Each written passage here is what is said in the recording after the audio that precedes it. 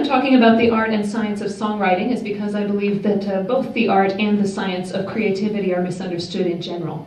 There are always two sides to any creative process, and you can apply what I'm about to say to any creative process. The first is the fuzzy side. For lack of a better term, we'll say right brain, although I know that's a little loose. I only have 5 minutes, so we'll go with it, right? The fuzzy side is what we think of as the inspiration, the flash of insight, the bolt from the blue that gives you a brilliant idea, and it all pours out, and you have the hallelujah chorus, and everybody applauds. But then there's the techie side of any creative process. No matter how artistic you are, the left brain figures in, because it must manifest itself in some way. It can't just live in your head and your spirit and your heart. It must come out. The techie side of art, or the left brain side, tends to be underrated, I find, especially to people who don't consider themselves artists. They don't realize that there is a craft, and this is sort of the side of yourself that you must educate if you wish to become a better artist. So the right brain, when it comes to art, is the one we associate with inspiration, emotional connection, and your identity sort of comes out in your inspiration, your instincts, your style, your taste, and these are all more or less unconscious things.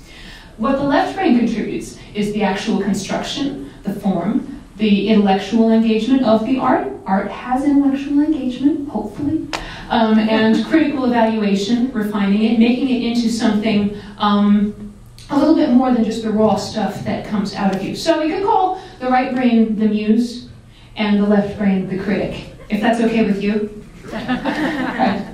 And each one needs to be brought up. The muse is sort of the part of you that frolics in green fields, and the critic is the part of you that you need to educate. Writing a good song, or any creative process that results in a work of art, is about creating interest. There are a million different ways to create interest, including by writing 4 minutes and 21 seconds of silence. But the point is to create interest. Your muse creates interest through freedom. That means that you let the instinctive right brain part of you be free. How do you do that? Get out in nature, do something you're not used to, spend time connecting with people, meditate, just enjoy the world around you effectively. There are a lot of, there are not a lot of books on the muse part of art, because it's just something you have to feel. Usually when people are talking about talent, that's what they mean. But your critic creates interest through discipline. And this is something that is very often underrated in art.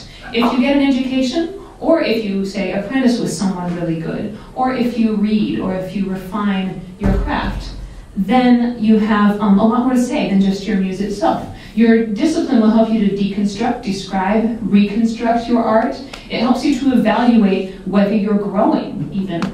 And it's kind of cold and cruel sometimes. So artists prefer to skip the critical step or wrestle with it. But the trouble with your muse, your inner inspiration, is that it tends to say the same thing over and over. You might have a very nice muse, but after a while, all your flashes of insight will start to sound the same, unless your critic weighs in. So if we were to build a song from scratch, we would need certain elements. And all of these elements are really scientific building blocks, like math. We have the melody, harmony, lyrics, if it is a song and not just a piece. And then there are the pieces that we might not think of, such as the sound source. What's going to make the noises? It can be a lot of things. What's the range? Is it high or low? How much improvisation will there be? Is every note going to be fixed, or are there going to be places where things are not fixed? What is the rate of change? Is every block long and static, or does it pop from one thing to the next very quickly? All of these parameters are adjustable. And if your critic learns how, through education, you can adjust all of these parameters, almost as if they were on a slider. Like if you can imagine each of these, you could rate any song from 1 to 10. You could rate the melody from simple to ornate, Shenandoah being on the left and Queen of the Night aria being on the right?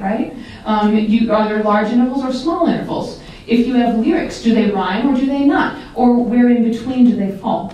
What your muse will do is just throw stuff up there on the spectrum. And what your critic can then do is say, okay, where do I really want these to be? To write a solid song, use all these elements like you mean it, means make your choices on purpose, not by accident. Make your artistic choices on purpose. Sure, let your muse do what it does. But if you correct it, then you won't continue sounding the same your whole life. It's good to have a style, it's good to have a core identity, but it's not good to stagnate. So in conclusion, you want your muse and your critic to learn to work together and be friends. So educate your muse and frolic with your cook.